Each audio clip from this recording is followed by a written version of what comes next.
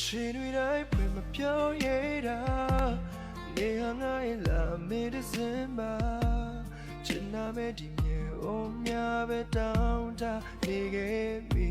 တာဟိုးအိမ်မတိုင်းမှာဝင်ရောက်လာ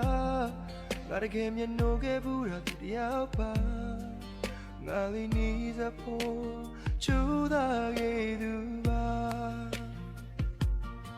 ဒီချိန်မှာဖွင့်ပြောခဲ့ချင်တာမင်းတကယ်ဆိုငါချစ်မိနေတာငါရှုံးသူပဲမင်းနာလေပါချစ်ရဒီချိန်မှာဖွင့်ပြောခဲ့ချင်တာ